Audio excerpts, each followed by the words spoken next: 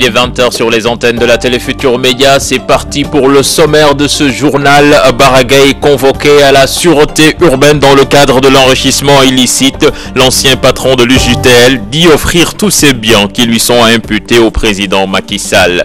C'est le calme plat à Yoff Tongor après les violents affrontements entre deux camps de pêcheurs. Une mosquée saccagée et une cabane contenant du matériel de pêche complètement calciné. L'heure est à l'apaisement.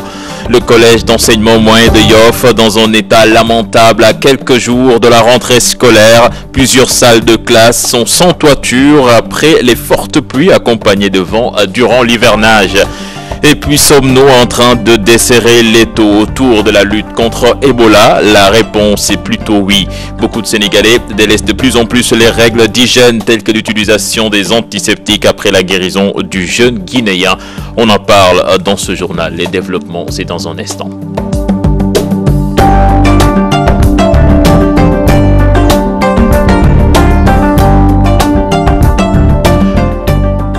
Mesdames, Messieurs, bonsoir. Sarah, bonsoir. Bonsoir, cher. Pour démarrer ce journal, retour au calme à Yoff Tongor après les violents affrontements entre deux camps de pêcheurs. Par contre, beaucoup de dégâts matériels. Tu vous l'avez dit, cher, beaucoup de dégâts matériels enregistrés, dont une mosquée saccagée, une cabane complètement calcinée.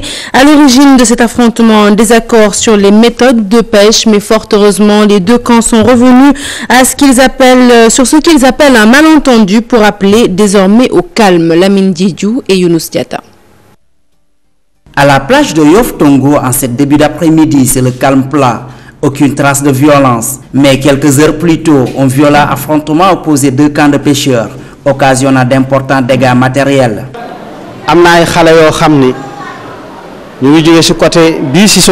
C'est des gosses qui sont venus saccager la mosquée. Ils ont cassé fenêtres comme portes.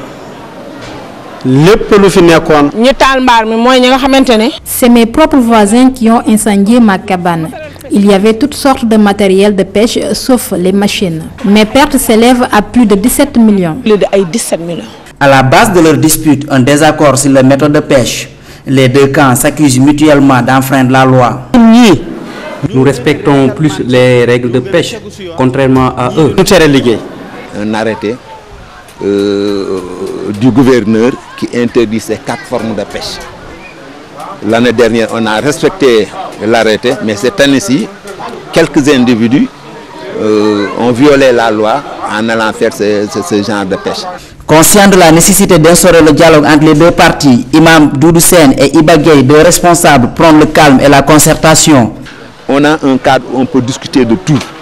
Ils n'ont qu'à venir dans ce cadre-là, au niveau du CLPR, au niveau du GIE interprofessionnel, comme ça on pourra discuter de tous ces problèmes-là sans eux. J'appelle au calme car ça sert à rien tout cela. Nous sommes nos parents. Le quai de pêche de Yoff Tongor abrite différentes communautés, dont celle Lébou et des ressortissants de Guet-Ndar. Leur cohabitation est souvent source de tension, d'où la nécessité d'instaurer un véritable cadre de dialogue pour une paix entre les communautés. Lamine Diédiou, merci. Je vous l'annonçais en sommaire, le collège d'enseignement moyen de Yoff dans un état piteux à quelques jours de la rentrée des classes. L'établissement a vu la toiture de plusieurs de ses salles de classe emportées par un coup de vent. Et à cela s'ajoute un défaut d'entretien et la proximité avec la mer qui accélère le processus de corrosion. Les autorités coutumières ainsi que le chef de quartier d'Apexi 2 appellent le ministre de l'Éducation nationale à réagir. Mbaké Amar et Diafaraba. Le collège d'enseignement moyen de Yoff dans un état de délabrement très avancé. Autorités coutumières et locales tirent sur la sonnette d'alarme. Les conditions dans lesquelles se trouve l'école ne sont pas bonnes. Il y a presque plus de toiture, ni de bonnes fenêtres et encore moins de portes. Il y a même deux salles de classe qui sont fermées à cause de leurs dalles qui menacent ruine. Ici, les conditions ne sont pas réunies pour la réussite des enfants. Nous déplorons cette situation. Yoff est très en retard sur le plan de l'enseignement. Yoff est en retard. Les élèves qui fréquentent cet établissement sont exposés à un danger permanent. Même les clous ne tiennent plus, ce qui expose les enfants à des risques. Nous avons interpellé les autorités compétentes pour qu'elles réagissent avant que le pire ne se reproduise.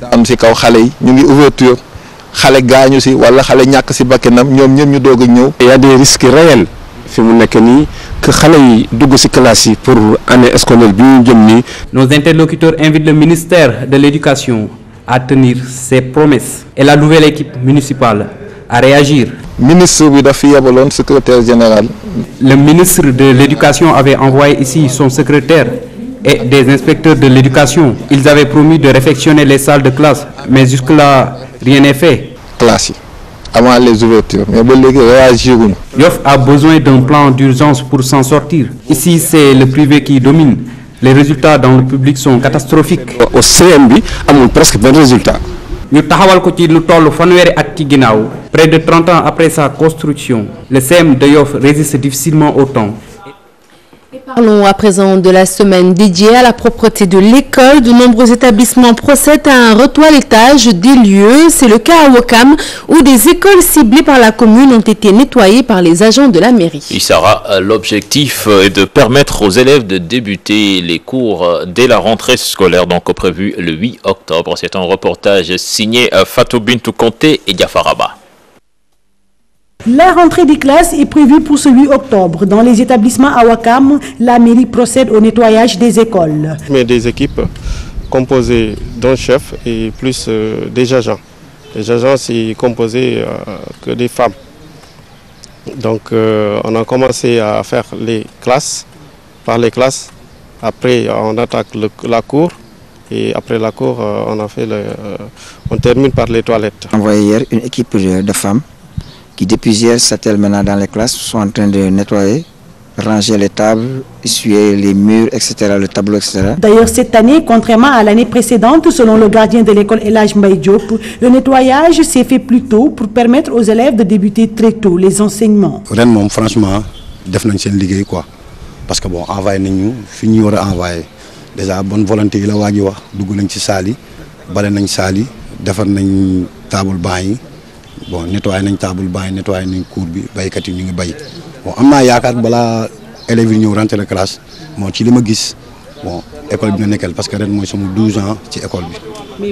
Mais goulet ma gis li nga xamanteni li mi ngi am. À l'école Camp de Ouakam, leur seul souci, selon le directeur, demeure les toilettes, qui sont dans un état de délabrement très avancé. La seule difficulté qu'on a, c'est avec nos toilettes qui ne sont pas vraiment dans de bonnes conditions. Parce que j'ai trouvé que les toilettes étaient dans une situation de dégradation un peu avancée. J'ai un grand souci pour nos toilettes là. Si vraiment ils peuvent nous aider, parce que on a déjà préfinancé, donc pour enlever toutes les chaises qui sont là-bas et mettre des robinets dans chaque toilette. Maintenant, il reste le carrelage et la peinture. Durant 3 jours, la mairie qui a en charge le nettoyage des écoles est à pied d'œuvre pour permettre aux élèves de commencer des cours le jour de la rentrée des classes. Fatou Bintou Conté, merci. Je vous le disais également, sommaire, machination, acharnement politique. C'est en ces termes que l'ex-patron de l'UJTL assimile sa convocation à la sûreté urbaine. Dans sa déclaration, après son face-à-face avec les enquêteurs, Baragaï dit octroyer le patrimoine qu'on lui attribue au chef de l'État, un patrimoine qui porterait sur des biens immobiliers. Je propose de suivre Baragaï au micro de Modigaï et Tierno Laurent Mendy. Quand on veut me coller un patrimoine de milliards, quand on veut me coller des sociétés, quand on veut me coller des buildings, quand on veut me coller des milliards, c'est parce que ce régime est aux abois. Je suis vraiment désolé. Je ne sais pas qu'est-ce que j'ai fait à Macky Sall pour mériter ça. Macky Sall m'a emprisonné pendant 6 mois, 10 jours. Je suis sorti, la population de Yeumbeul m'a plébiscité. J'ai battu Macky Sall à plat couture à Yeumbeul. Aujourd'hui, nous sommes revenus, il me colle un patrimoine pour parler d'enrichissement illicite. C'est aujourd'hui que j'ai eu la certitude que Karim Wade n'a rien fait.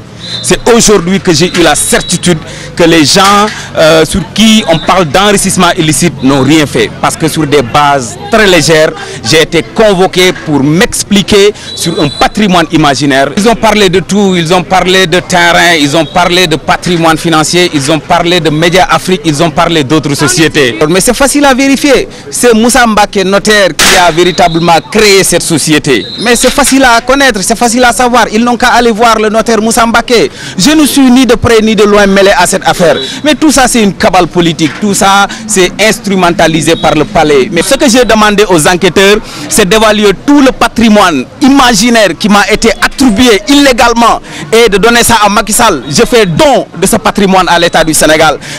La Baragaï, l'ex-patron de l'UJTL, la menace du virus Ebola toujours présente après la guérison du jeune Guinéen. Les Sénégalais ont encore changé leurs habitudes. Les règles d'hygiène telles que le lavage des mains sont négligées. Une négligence que certains Sénégalais interrogés imputent au fait de méconnaître les dangers liés à une mauvaise hygiène. Fatih et Mohamed Dian. Début d'après-midi à la Médina, les activités vont bon train en cette veille de Tabaski. Au menu des discussions, les mesures d'hygiène après la guérison du cas importé à virus Ebola. Ebola était en vogue, tout le monde en parlait. Maintenant, les Sénégalais ont lâché de l'Est parce que tout simplement, le patient guinéen est guéri. Même si le Guinéen est guéri, Ebola est toujours là. Le lavage des mains, l'utilisation des antiseptiques ne sont donc plus des priorités pour certains. Les Sénégalais suivent tout simplement la tendance du moment, mais ils doivent être conscients que la saleté est un réel danger pour la santé.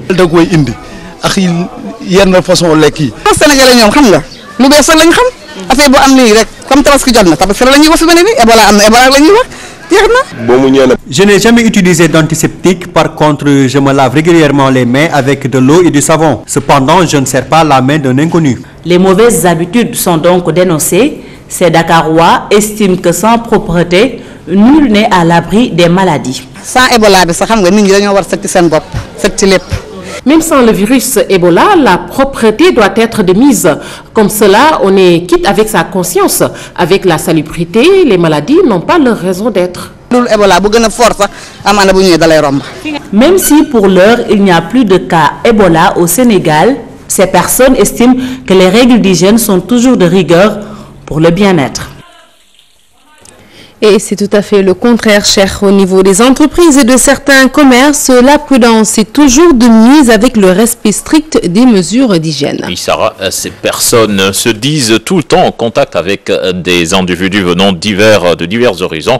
Elles utilisent toujours les gels antiseptiques pour se protéger contre la maladie d'Ebola. C'est un reportage signé d'Aimbo Sessi et Modou Diop. Les mesures de prévention dans les entreprises, boutiques et restaurants contre le virus Ebola sont toujours effectives. Les gels antiseptiques sont toujours utilisés dans ces endroits. On le maintient jusqu'à présent. On a des gels désinfectants dans les toilettes. Voilà. Si on parle avec le client, s'il part, là, on se lave les mains. Quand un client arrive, il lave ses mains dans les toilettes puis on lui met le gel parce que ce n'est pas sûr. Quelqu'un peut avoir la maladie sans pour autant le savoir. Nous, on avait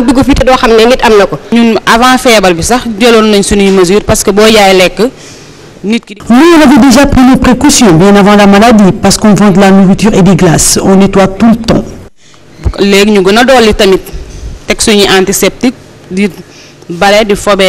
À tout instant. Ces personnes rencontrées se disent prudentes malgré la guérison du jeune Guinéen. On n'a pas abandonné parce que l'Ebola est tout juste à côté de nous, donc on se protège.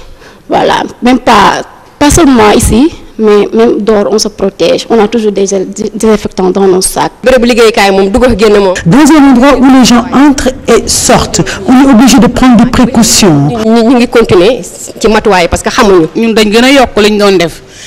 On a augmenté nos mesures d'hygiène parce qu'ici on vend de la nourriture et vente de nourriture rime avec propreté.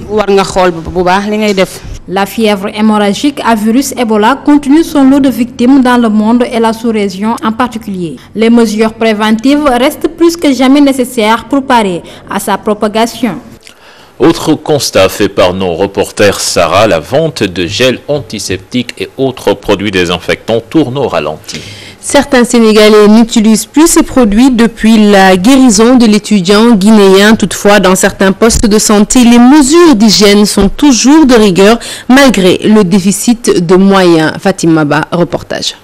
Il y a 3 ou 4 semaines de cela, ces produits étaient très prisés. Aujourd'hui que le Sénégal n'a plus de cas d'Ebola, la vente de gel antiseptique et autres désinfectants tourne au ralenti. Actuellement, depuis que le Guinéen est guéri et qu'il est rentré chez lui, les Sénégalais n'achètent plus de produits antiseptiques.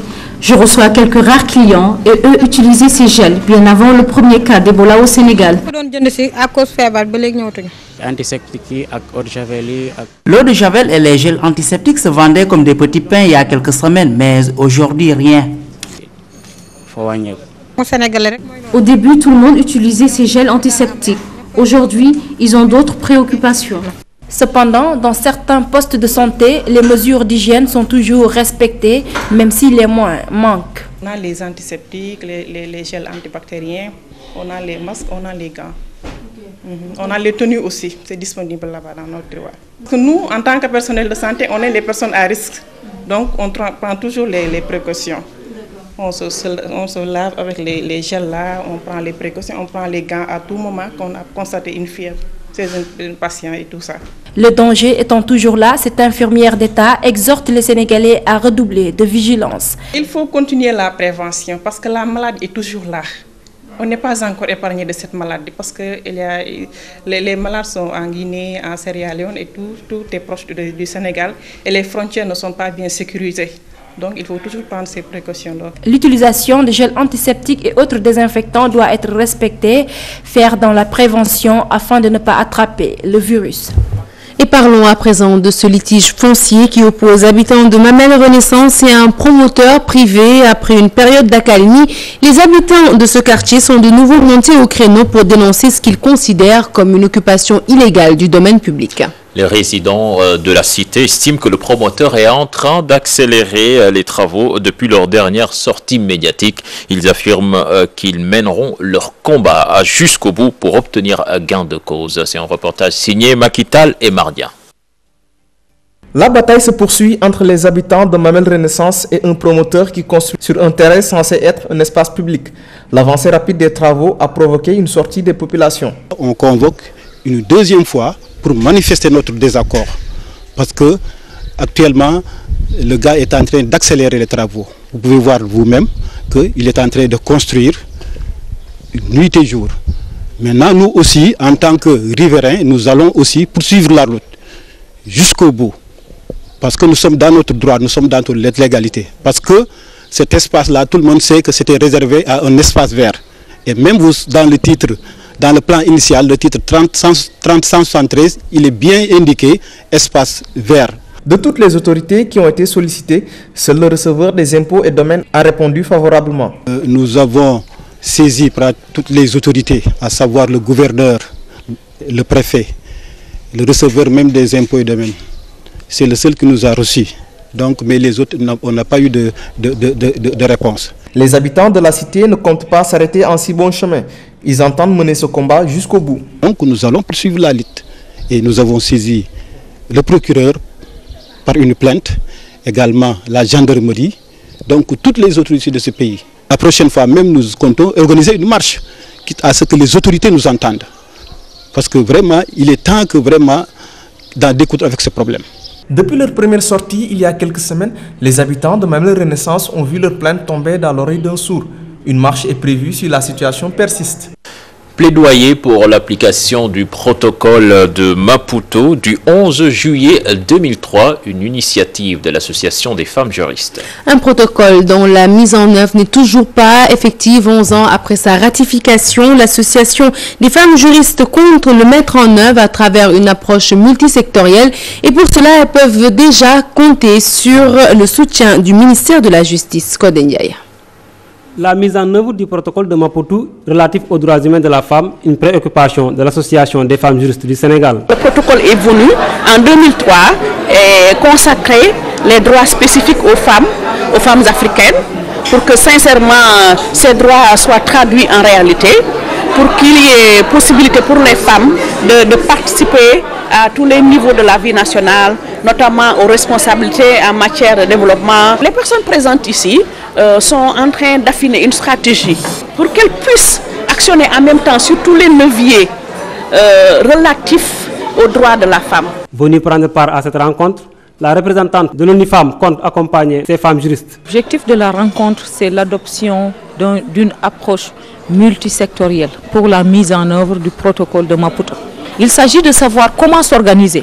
L'ensemble des acteurs, la société civile, l'État, les Nations Unies, comment s'organiser pour rendre les services effectifs, pour que les droits soient pris en charge de façon spécifique sur le terrain et que les femmes puissent savoir où aller. L'Association des femmes juristes du Sénégal bénéficie du soutien de son ministère de tutelle pour atteindre son objectif. Le ministère de la Justice, en ce qui le concerne, le ministre de la Justice chargé d'appliquer la politique de l'État en ce qui concerne le volet judiciaire, met tout en œuvre pour rendre effectif l'accès des femmes à la justice, la prise en charge de ces personnes en tant que victimes et également leur assurer une juste réparation en cas d'atteinte quand même à leurs droits. Ces femmes juristes reconnaissent tout de même les efforts consentis par l'État, mais estiment que la mise en œuvre de ce protocole reste une préoccupation majeure.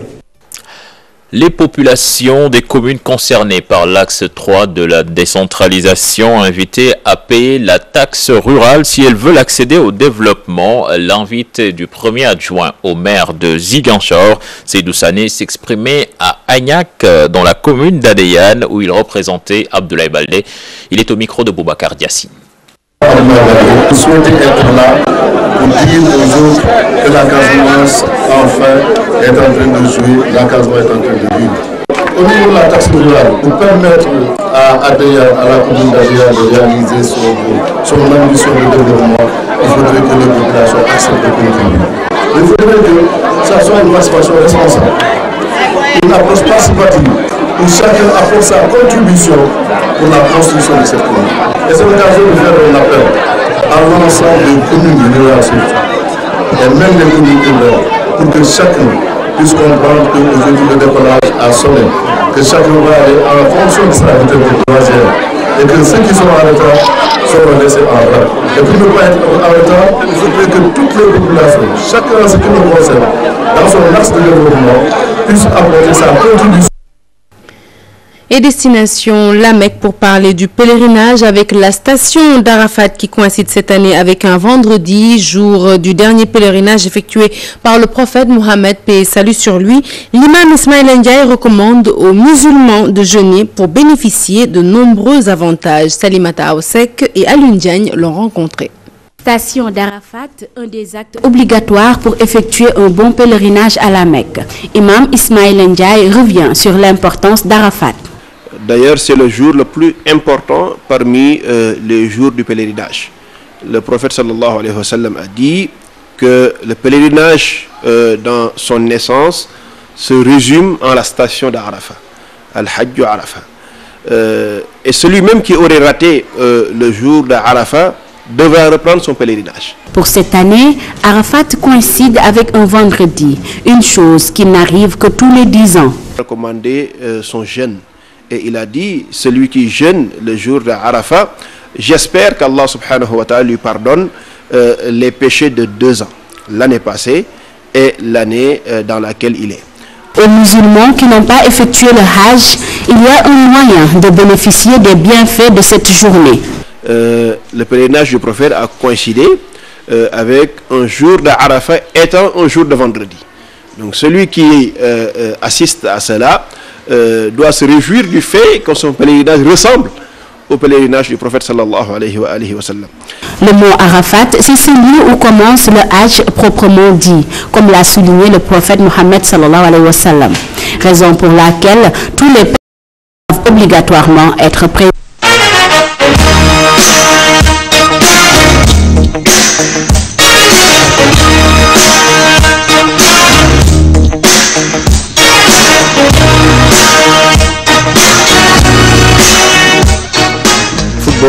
Pour démarrer cette page des sports, son nom a circulé pour faire partie de la liste d'Alain Giresse pour les 2 prochains matchs des Lions du Sénégal.